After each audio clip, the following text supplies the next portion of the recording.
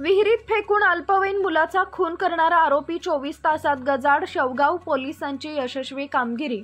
शेवगाव तालुक्यातील जुने दहिपळ इथं 10 वर्षीय अल्पवयीन मुलाला मारहाण करून विहिरीत फेकून खून करणाऱ्या आरोपीला शेवगाव पोलिसांनी केवळ 24 तासाच्या आत अटक करून गजाआड केलंय.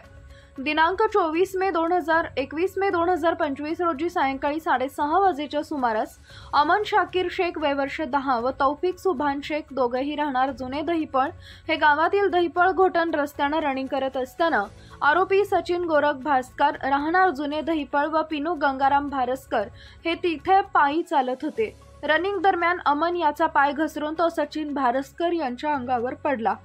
याचा राग मनात धरून सचिन भारस्कर यानं अमन शेख यास मारहाण करून जवळील विहिरीत फेकून दिले. यामध्ये अमनचा जागीच मृत्यू झाला.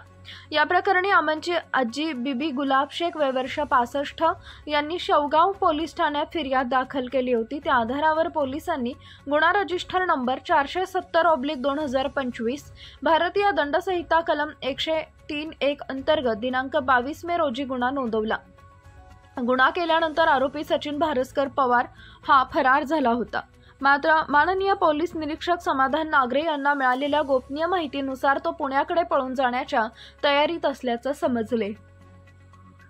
पोलिसांनी तात्काळ पथक तयार करून आरोपीचा पाठलाग सुरू केला. पोलीस पथकानं फतेपूर तालुका नेवासा परिसरात आरोपीचा यशस्वी पाठलाग करून त्याला ताब्यात घेतले आणि शेवगाव पोलीस ठाण्यात आणून अटक करण्यात आली.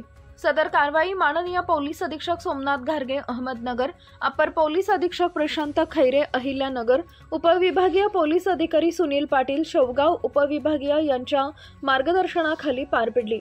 यामध्ये पोलीस निरीक्षक Samadhan Nagare, police head constable Chandrakant Kusale, Kishor Kale, police constable Shyam Gunjal, Rahul Khedkar, Sampat Khedkar, Santosh वाघ, प्रशांत आंधळे, निलेश मस्के तसेच नगर दक्षिण सायबर सेलचे पोलीस कॉन्स्टेबल राहुल गुड्डू यांचे योगदान महत्त्वाचे होते. सदर गुन्ह्याचा पुढील तपास सहाय्यक पोलीस निरीक्षक काटे करत आहेत. India news R7 Alauddin Shaikh.